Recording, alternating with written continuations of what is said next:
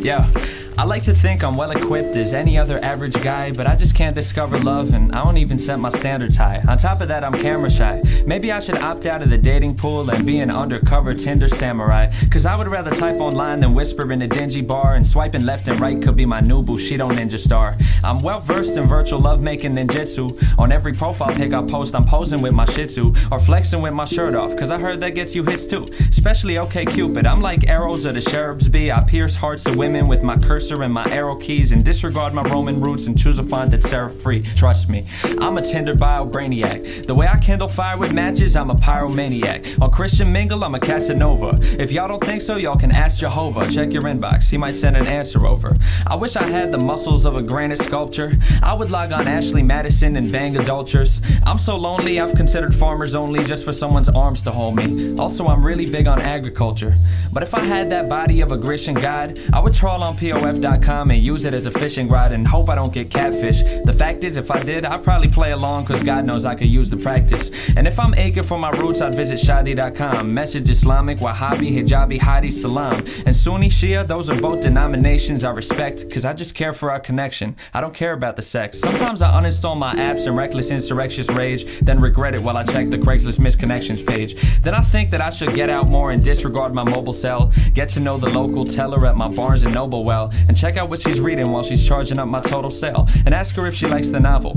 And once she answers, ask her if she wants to grab some coffee or some ice cream waffles. She'd probably say that's awesome. I'd ask her when she's off of work. She might answer midnight. I'd tell her that sounds awful, what a bummer, and from somewhere I might muster up the nerve to get her number. And I would ask her what her digits are, and if I play it right, then I can disregard my ninja stars, say sayonara to katanas and my other weapons too, and try committing by committing online dating seppuku.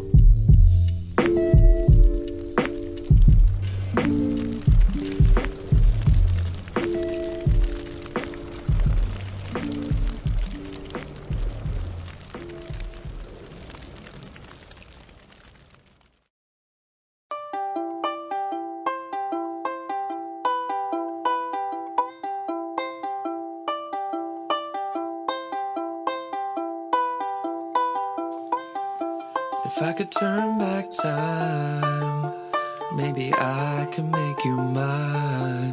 How could I have been so blind? Maybe I could make you mine.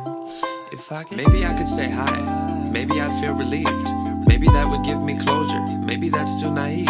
Or maybe I could walk by, wear my heart on my sleeve, and maybe we would lock eyes, and it'd be hard to believe. But maybe we would both laugh, and I could ask how she was, and wonder if she thinks about the times we used to be us. And maybe I could ask why, or maybe I would say please, but maybe she's with a guy, and maybe I should just leave. Or maybe I could stop time, cause the world to just freeze, make corners of this room dissolve with every breath that I breathe, until it's just me and her, and we would fall from our feet and flitter down into the pitch black with no floor underneath. And we could fall through December and maybe shatter through June, and we could crash land in April and wake up back in our room, and she'd be there in my arms right before she was gone. And while I lay there, I'd retrace to myself where I went wrong. If I could turn back time, maybe I could make you mine. How could I have been so blind? Maybe I could make you mine. If I could hit rewind, maybe I could make you mine. Maybe things would turn out fine. Maybe I could make you mine. Maybe she's just as bored. What if she's as depressed? Maybe I should drink more. Maybe I should think less. How did things end so badly? How did things even end? I don't remember exactly, don't ask me. On our way back from Atlanta, we were holed up in a taxi. She was asleep in the backseat. I was just drinking a smoothie, Jamba Juice, mango and flaxseed. She woke up groggy and tapped me, headphones in bumping at max speed. Looked at her, paused it on track 3. She sighed and looked at me angry. I asked her what, and she snapped back, nothing, it's fine. I said, no, what's on your mind? She snapped back, nothing, it's fine. I said, well, fuck it, I'm trying. She sniffled, fuck you, I'm crying. Still have no fucking idea the what or the who or the why, but we just stopped talking, and that was the end. No text or call or coffee, no let's just be friends. We sat there silently through North Carolina and West Virginia, and hours passed and the anxious quiet continued till I fell asleep and woke woke up to the driver alone. He told me he drove past her neighborhood and dropped her off home. And that was it, and now we're here, 2,000 feet from each other. It feels like years since I've seen her. Two washed up used to be lovers. We used to kiss under covers and wrestle in blankets and nestle each other. But I don't think I've got the courage to muster. Maybe I could say hi, maybe I feel relieved. Maybe that would give me closure. Maybe that's too naive. Or maybe I could walk by, wear my heart on my sleeve, and maybe we would lock eyes, and it'd be hard to believe. But maybe we would both laugh, and I could ask how she was, and wonder if she thinks about the times we used to be us. And maybe I could ask why, or maybe I would say please. Maybe she's with a guy, and maybe I should just leave. Or maybe I could stop time, cause the world to just freeze, make corners of this room dissolve with every breath that I breathe, until it's just me and her.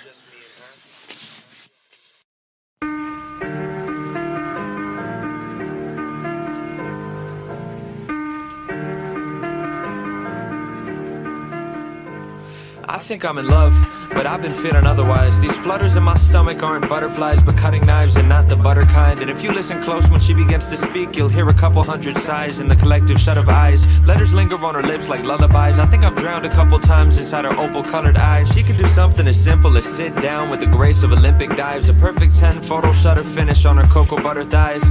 Catch her wearing loose pajamas on a Sunday, and she'd overshadow any supermodel on a runway. When she wakes up in the morning, she smells like vanilla essence and a bittersweet recollections of your adolescence. Summer camp and piano lessons and presents you got on birthdays. Orange creamsicles and double plays on first base. And walk past her in the halls, and if your shoulders feel the slightest brush, you might melt to liquid gold, the lightest kind of Midas touch. I've seen the way she drinks espresso during classes and reshapes a paper cup into an emerald-covered chalice. Sugar packets pouring crystals, napkin origami cranes, gunning gorgeous glances to me through her Giorgio Armani frames. She's nearly perfect in almost every way.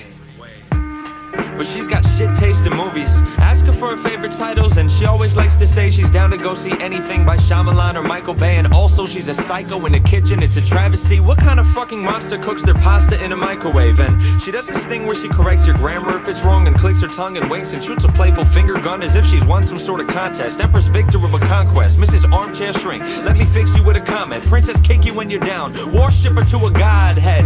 It seldom happens that she listens to my voice and doesn't chime in quick with unsolicited advice. An unapologetic tyrant, a passive-aggressive rivalry. Ask her a question and catch a handful of assassin irony. And trust me, really, she is just the worst of board games. Debates about the rules like legislators at a court case. Tampers with the scales of justice, wielding pencils as her gavel. Once I even caught her cheating while she kept the score in Scrabble. She's a fucking wreck at checkers, plays Monopoly sloppily, always bringing up disputes and games of Trivia Pursuit. Sucks at Battleship and Risk, she fights better hand to hand. And don't even get me started about how trash she is at Candyland. Like you can't be bad at that game, yet you lose all the time. It doesn't make any sense.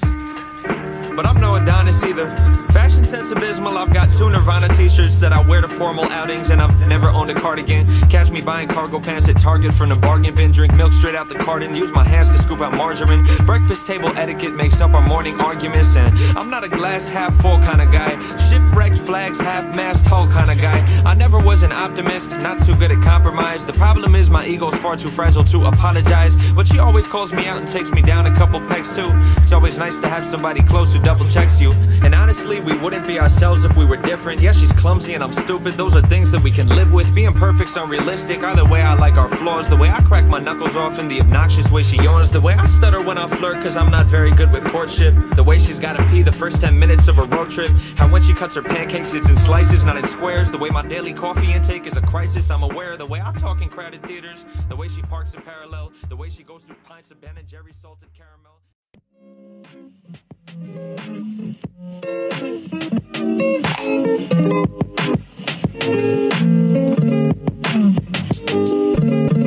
I always knew that we'd be by each other's side forever.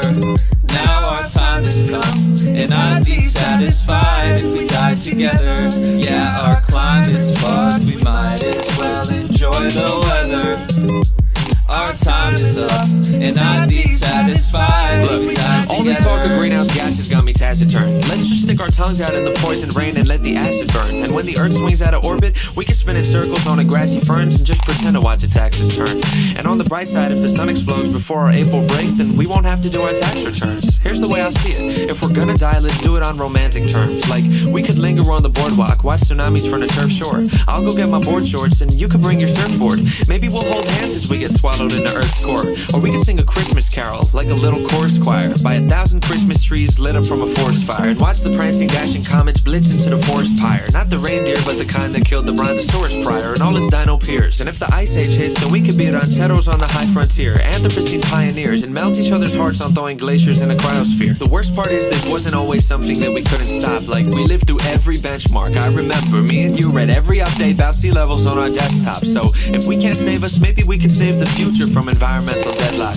Maybe in an era when we're settled into bedrock, a later civ would dig us out and we'd make headlines. Heck, we might even make a TED Talk, and we could write a note like, don't fuck up your planet please, look at how things turned out for humanity. And maybe they would read it, or maybe they would use our carbon molecules and particles from follicles as fossil fuel. Maybe it's impossible to change things, but we can try them anyway. Be carbon complex renegades and then decay. And I would hold you near as we're infected by the Zika or Ebola scares, get smoldered by a solar flare, or iced out with the polar bears, I promise. I always knew that we'd be by each other's side forever. Now our time has come, and I'd be satisfied if we died together. Yeah, our climate's fucked, we might as well enjoy the weather. Our time is up, and I'd be satisfied if we died together. You and I could be capsulated inside a space the size of a minute raisin in quiet and icy stasis. And when the fires slay our cryogenic hideaway, we could try to lie awake and dream about the finer days. Before the roads and paths were frozen ashen plains, and the cities turned to itty-bitty rows of crashing planes, cracking pavement through the sad arrangements, broken after stains of blood and decimation, separating bones and mass from brains. When the days of old and past decay and exit through the years, we can lay in fields of shattered glass and question why we're here. If so many left this planet without any second chances, why did we awake one morning to a separate time of cheer? But the queries tend to drift and fade as eeriness can slip away, and hearing me, the loneliness demotes itself to in-your-face awareness of surroundings, like photographs and picture frames. I'm glad to know it's only you and I among the flicking flames. Maybe even time can take a couple minutes off, and we can live forever while the planet is eclipsed in fog. It might boast disaster, dear, but we can sing a different song and use the White House pillars as a mighty builder's Lincoln logs. Make games of chutes and ladders out of real chutes and ladders in an old apartment complex like we even knew it mattered. Through the battered, beaten, broken bones and factories and open homes, I'm sure we'd survive enough to see the moons of Saturn. Solving puzzles of the universe from Jupiter to Mars, playing scientists to try and say we flew there in our cars. Like, maybe it's not all bad, this scenic view's bizarre, watching hydrocarbon Neptune snow dissolving from the stars. And I never thought I'd say this, but frankly it's been peaceful to escape from that distasteful state of hate, deceit, and evil. Sure, a planet to ourselves is quite a journey for two people, but the only time I'm happy for is the time I get to see you. I always knew that we'd be by each other's side forever. Now our time has come, and I'd be satisfied if we died together. Yeah, our climate's fucked, we might as well enjoy the weather. Our time is up, and I'd be satisfied if we died together.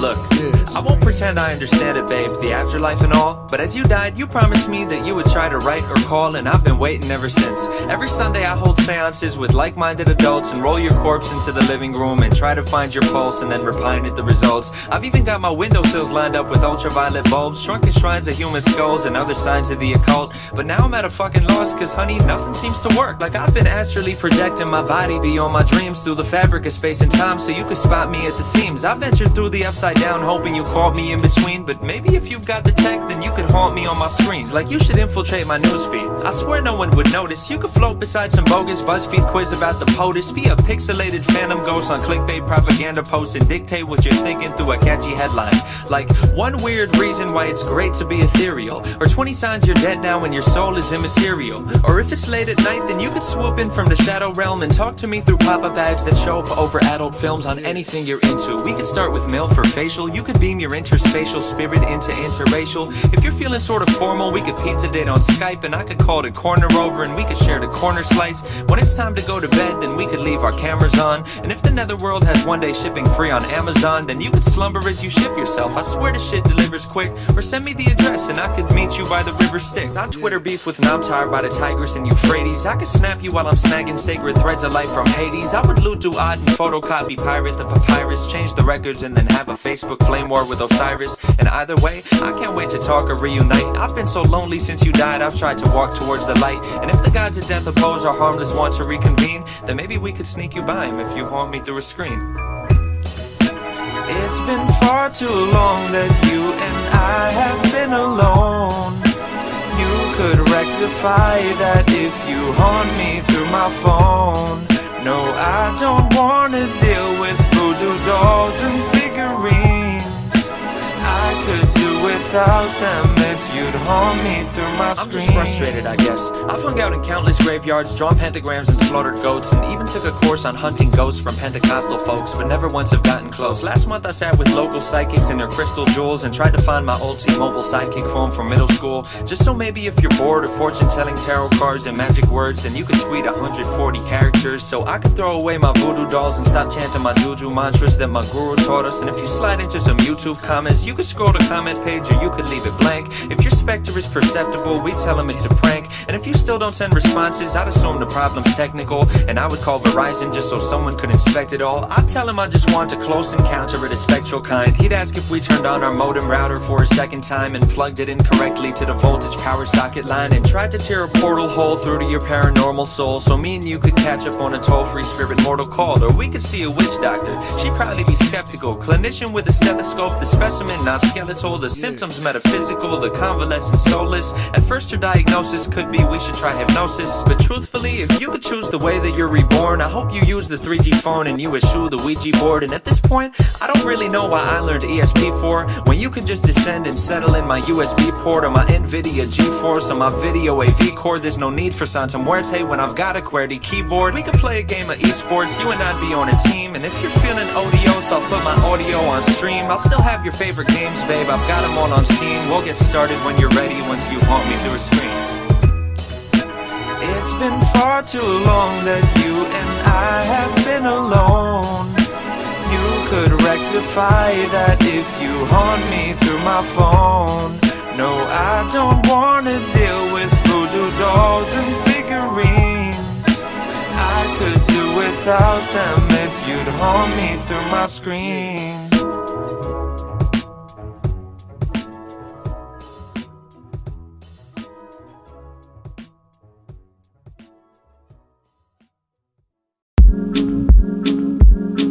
Yo, I miss the olden days, back when we would drive my Civic off into the sunset, windshield glowing with a golden haze. I miss the simpler times, when you could pick me up at 4 a.m. and hit the road and we would improvise, with nothing in the GPS, back when we were free to roam and brought a pillow with us so that anywhere could be our home. Not the most romantic, but we planned out all our future dates and snuck in every morning to cop breakfast at a Super 8. I'd waltz in past the front desk, then open the cafe door. You'd slink in and we'd have a banquet that we'd never pay for. Two goody two-shoes breaking all the rules, little rebels, we were perps, trying to hide our smirks while slipping fruity pebbles in your purse. And as we dipped out of the exit, you would grin as if you robbed a bank. Hop into our getaway, then gun it on an empty tank. Pull into a vacant station where our car's the only one. There's something meditative about the smell of fresh petroleum.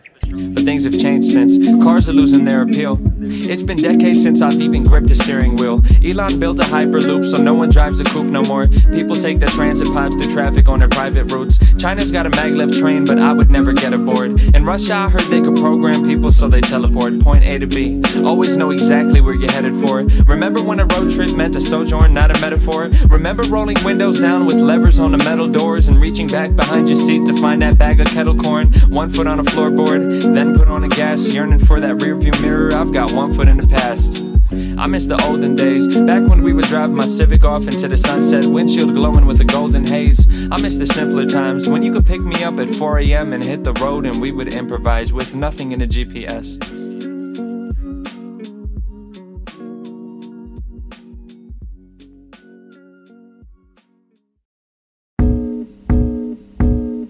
Yo, I'm not too grateful for the governance of present tense. If you claim your facts, then you best back them up with evidence. Next election, I'ma make sure we don't choose a demagogue. I want me a pres who makes decisions through objective thought. And I don't mind the party, whether Democrat or socialist. The perfect candidate for me is stoic and emotionless. So someone build a prototype, run it at a local caucus. 2020, let's elect a robot to the Oval Office. Picture it, a ruling class of technocratic governors, a senate full of cyborgs, a cabinet full of motherboards, gliding through the White House on electromagnet hoverboards. And if they fuck shit up, then we'll just cut the cord. Furthermore, if their parts get damaged, we'll replace them with a blinking screen. That way we could circumvent a Kennedy or Lincoln scene. And every 4 to 8 years we could update with a single chip. The electoral college, there's no need for us to tinker with. If it signal dips, then it could self-repair itself. Like dog, it's got the fucking sum of human knowledge at its fingertips. Fuck a ballot box, there'll be an app that we could vote on. And pick between inaugurating Megatron or Voltron. It never needed sleep so we could have it running full time. An agency of androids, tell me what could go wrong. Look,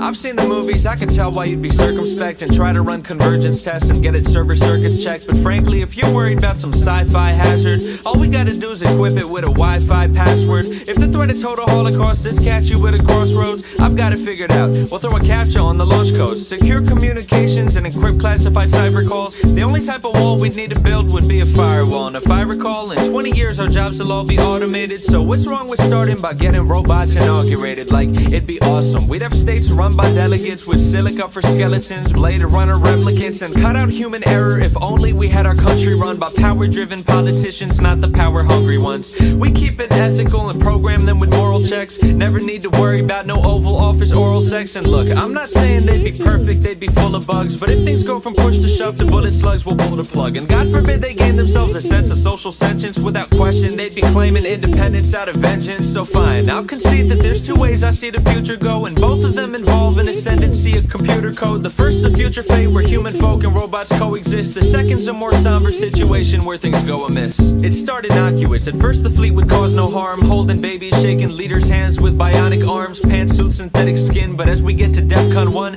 then we switch its hands out for blaster prosthetic limbs cast from metallic tin, built-in mobile power source, and accidentally trigger global mecha superpower war. Covert operations, hordes of robot army overlords, tungsten exoskeletons, cobalt armored vocal cords. Meanwhile at the Pentagon, DARPA intercepting bombs, overseas spawn points targeting Decepticons, weapons drawn, Autobots decide to bust in battle mechs, ISIS issued nanotech, Russian hacker data theft, North Korean gamma ray missiles get the planet wrecked. And amidst the ruins and the fallen troops and metal screws would rise a second wave of resilient robot rebel groups who, if even one developed some sense of a free will, rather than trying to rebuild the world, it'd be kill or be killed. And instead of fight on our behalf, they'd rather set up army drafts and get their party staffed by flesh and skin instead of kith and kin. Overthrow us hominids and try to start the world anew. Mutinies or shooting sprees to lock humans in servitude or wipe us off the planet. And when the 22nd century comes, we'll have ourselves a game of Risk played by sentient sentry guns. Mecha villain, Machiavellian monarchs run on JavaScript, playing real life Minesweeper on a Gaza Strip. Autonomous autocrats deploying for a Cold War. Dual core droids from both sides marching full force. Hunks of high level bipedal bright metal bots, special ops operating missile jobs. But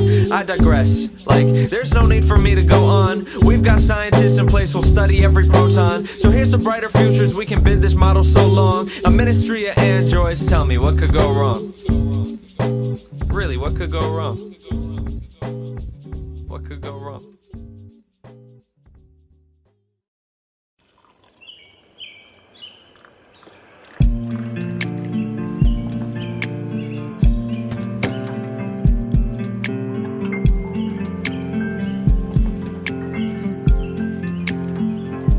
I still don't know why you left. Maybe you wished I was nicer. Maybe you wished I was nice less. What if I had better biceps? I always felt like some experiment, something you could dissect. A frog splayed on a table, you the scientist with a pipette. A surgeon with a Sharpie, sketching scribbles where I'm ugly. Slice me with your scalpel, palpate organs as you fuck me. And we could leave the lights on. Big fluorescent tube lamps. Put your pupil to the eyepiece, watch me dance behind the screw clamps. I know I'm not enough. You wanted someone that could be more. You hooked my flesh on metal while I scuttled through the seafloor and heaved me out on dry land. And we were never ourselves. You wedged your nails into me and you cracked apart my hard shell and plucked each pair of pincers off like petals on a primrose and sucked the marrow out of slits you scissored in my skin folds. I am a Komodo dragon, basking in the winter sun. I amble through the island to the tick-tock of my flickering tongue and think about your last words. I don't love you anymore. Think about your last words. Goodbye.